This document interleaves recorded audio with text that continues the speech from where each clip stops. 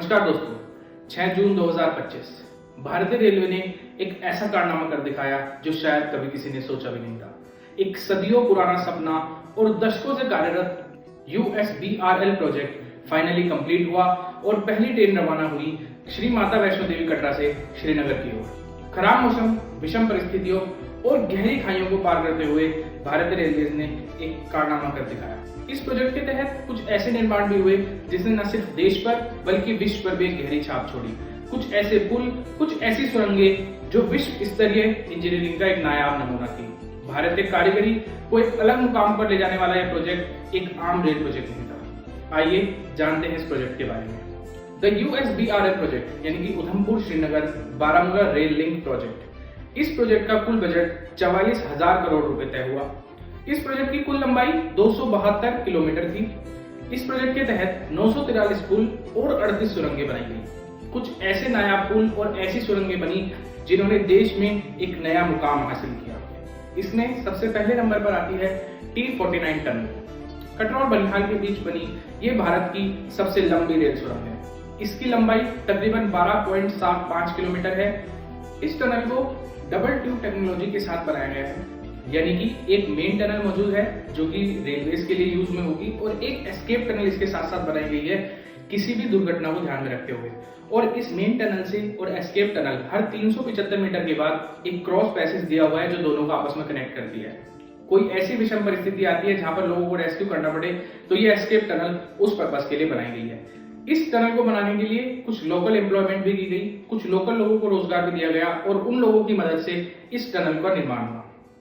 Pir Panjal tunnel जो कि बनिहाल और काजीकुंड सेक्शन के बीच में बनी थी, इससे पहले भारत की सबसे लंबी रेल सुरंग थी। हालांकि वो भी इसी प्रोजेक्ट का हिस्सा थी। उस सुरंग की लंबाई लगभग 11.5 किलोमीटर है।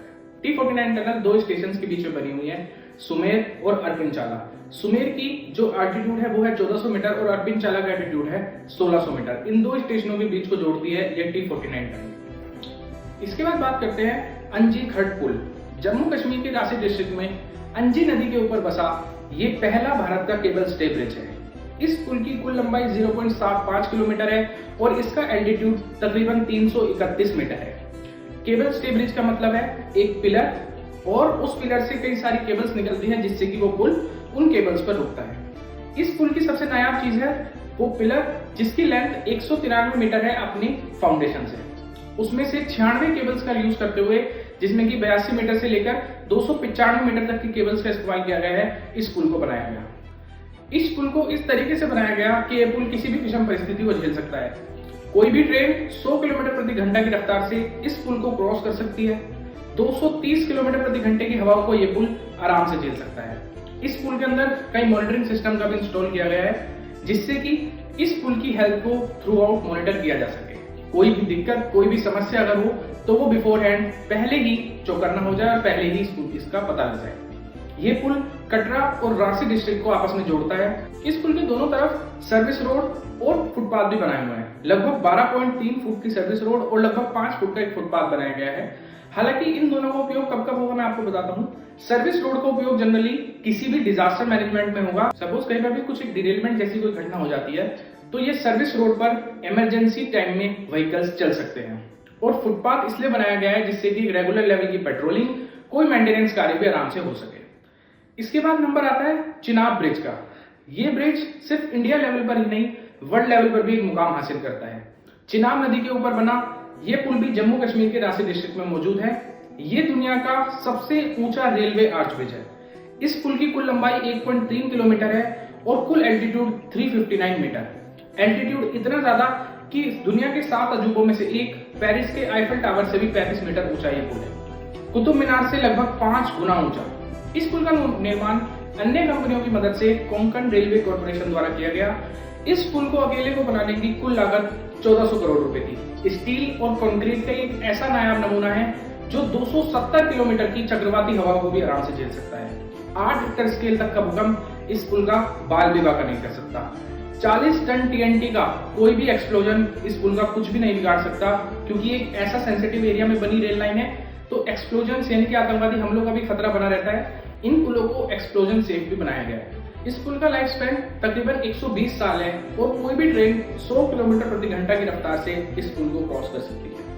इंजीनियर ये चीज बताते हैं कि इस पुल पर पिछले 10 सालों में 2200 वर्कर्स ने लगातार दिन रात काम किया 24 घंटे। 400 मीटर की टनल और तकरीबन 26 किलोमीटर की अप्रोच रोड बनाई गई इस पुल की कंस्ट्रक्शन साइट तक पहुंचने के लिए। एक केबल क्रेन का भी निर्माण हुआ जो कि दुनिया की सबसे ऊंची केबल क्रेन थी, 915 मीटर ऊंची, और वो 20 टन तक माल ढो सकती थी। इस पुल के निर्माण के लिए यूज की गई। यह पुल -20 डिग्री तक तापमान आराम से झेल सकता है। इस प्रोजेक्ट को पूरा करने के लिए कुछ नायाब नमूने बनाए गए। कुछ इतनी विषम परिस्थितियों का सामना किया गया कि कई दशक निकल गए इस प्रोजेक्ट को बनाने के लिए। आइए बात करते हैं कि इस ट्रेन का हिस्सा हम लोग कैसे बन सकते हैं, कौन कौन सी ट्रेनें कब कब चलेंगी और क्या क्या उनकी टाइमिंग रहेगी। एक चर्चा उस पर भी कर लेते हैं। तो फिलहाल के तौर पर 2 ट्रैक चलेंगे वंदे भारत एक्सप्रेस के कटरा से श्रीनगर के लिए। एक ट्रेन सुबह 8:10 बजे रवाना होगी और 11:08 पर श्रीनगर पहुंचेगी। ये कुल सफर लगभग 3 घंटे का रहेगा। वही सेम ट्रेन वापसी के लिए 2:05 पर श्रीनगर से रवाना होगी और तकरीबन 5:30 बजे के करीब वो ट्रेन कटरा स्टेशन पर पहुंचेगी। एक दूसरी वंदे भारत एक्सप्रेस 2:55 दोपहर में रवाना होगी श्रीनगर के लिए और तकरीबन 8:15 बजे श्रीनगर पहुंचेगी। ये ट्रेन अगले दिन सुबह 8 बजे श्रीनगर से कटरा के लिए रवाना होगी। हालांकि इनका किराया तकरीबन 715 रुपए चेयर कार का और तकरीबन 1350 रुपए एग्जीक्यूटिव क्लास का रखा गया है। श्रीनगर से बारामूला जाने के लिए 3 अलग ट्रेनें चल रही हैं। आपको श्रीनगर उतरकर अगर बारामूला जाना है तो श्रीनगर उतरकर उनमें से कोई एक ट्रेन लेकर बारामूला तक जाना होगा। अब बात आती है कि ये वंदे भारत बाकी वंदे भारतों से कैसे अलग है। ये कोई आम वंदे भारत ट्रेन नहीं है। ये वंदे भारत मौसम को ध्यान में रखते हुए बनाई गई है। -20 डिग्री का तापमान तक इस वंदे भारत झेल सकती है। इसके अंदर हीटिंग विंडशीट लगाई हुई है, यानी कि जब भी बाहर कोई सर्दी का मौसम होगा तो अंदर गर्माई बनी रहेगी, अंदर मौसम खराब नहीं होगा और कोई भी ठंड को अनुभव नहीं करेगा। इंसुलेटेड टॉयलेट्स बनाए हुए हैं और आने वाले समय में वंदे भारत ऐसी बनाई जाएगी जो कि ट्रैक पर से अपने आप बर्फ को हटा दे, क्योंकि बर्फीला एरिया है, बर्फ पड़ने का पूरे चांस रहते हैं और बर्फ से अगर ट्रेन गुजरेगी तो वो ट्रेन वंदे भारत बर्फ को हटाती हुई, बर्फ को चीरती हुई आराम से निकल जाएगी। फिलहाल के तौर पर जो ट्रेन कटरा से रवाना होगी श्रीनगर के लिए वो सिर्फ बनिहाल स्टेशन पर रुकेगी। आने वाले समय में कनेक्टिविटी बेटर करने के लिए और भी स्टेशन इसमें जोड़े जाएंगे, पर फिलहाल ये ट्रेनें सिर्फ बनिहाल जंक्शन पर रुक रही हैं। अब आगे बात करते हैं और कैसे ये प्रोजेक्ट आगे बढ़ा। आइए इसके बारे में थोड़ी सी चर्चा करते हैं। 1994 में इस प्रोजेक्ट को स्वीकृति मिलती है पीवी नरसिम्हा राव की सरकार के अंदर। उस समय इस प्रोजेक्ट का मेन उद्देश्य था जम्मू से उधमपुर तक के लिंक को तैयार करना। हालांकि जम्मू से उधमपुर तक का लिंक ही इसके अंदर इंक्लूड किया गया था, क्योंकि ये रिलेटिवली फ्लैटर और इजी ट्रैक था बनाने के लिए, तो पहले इसको टारगेट करते हुए इस ट्रैक की मंजूरी दी जाती है। 2002 में इस प्रोजेक्ट को नेशनल प्रोजेक्ट डिक्लेयर कर दिया जाता है अटल बिहारी वाजपेयी द्वारा, क्योंकि एक बहुत पुराना सपना और बहुत ही इंपॉर्टेंट प्रोजेक्ट होता है भारत की जन्नत कश्मीर को भारत के अन्य हिस्सों से जोड़ने के लिए। 2005 में जम्मू से उधमपुर वाला ट्रैक बनकर तैयार हो जाता है और इसका उद्घाटन प्रधानमंत्री मनमोहन सिंह जी करते हैं। 2008 में अनंतनाग से माजहूम, 2009 में माजहूम से बारामूला और 2013 में बनिहाल से काजीपुर सेक्शन बनकर तैयार हो जाते हैं। 2014 में उधमपुर से कटरा ट्रैक बनकर तैयार हो जाता है और इस तरीके से अब कनेक्टिविटी जम्मू से लेकर कटरा श्री माता वैष्णो देवी धाम तक हो जाती है। 2020 में बनिहाल और संगलधन ट्रैक का उद्घाटन हो जाता है।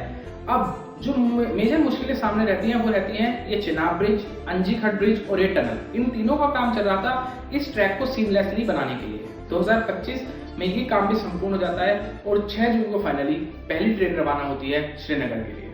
हालांकि इस ट्रेन का बहुत ज्यादा महत्व है, कनेक्टिविटी रोडवेज और फ्लाइट्स की भी थी, पर इस ट्रेन का महत्व मैं आपको समझाता हूँ। खराब मौसम के दौरान कुछ ऐसे सेक्शन भी थे कश्मीर के जिस पर हैवी बर्फबारी के कारण, हैवी स्नोफॉल के कारण वो सेक्शन देश से पूरी तरह कट जाते थे। उस समय सिर्फ एक साधन बचता था कश्मीर पहुंचने का और वो है फ्लाइट, क्योंकि हाई डिमांड और लो अवेलेबिलिटी के कारण फ्लाइट्स के रेट आसमान छू रहे होते थे, तो लोगों के लिए बड़ा मुश्किल हो जाता था श्रीनगर पहुंचना। अब ये एक ऑल वेदर ट्रैक बनाया गया है, कितनी भी सर्दी हो, कितनी भी बर्फबारी हो, ये ट्रेन हमेशा श्रीनगर पहुंचेगी।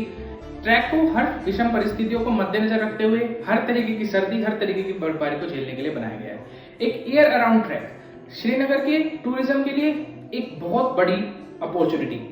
ये रेलवे ट्रैक कोई एक आम रेलवे ट्रैक नहीं है, ये भारत की इंजीनियरिंग का एक नायाब नमूना है और शायद भारतीय रेलवेज के लिए एक मेजर माइलस्टोन। शायद आने वाले समय में भारत कुछ ऐसे नायाब प्रोजेक्ट भी सामने लाए जिसे देखकर दुनिया में भारत का नाम हो। इस रेलवे प्रोजेक्ट के बारे में और कोई जानकारी अगर आप जानना चाहते हैं तो प्लीज मुझे कमेंट करें।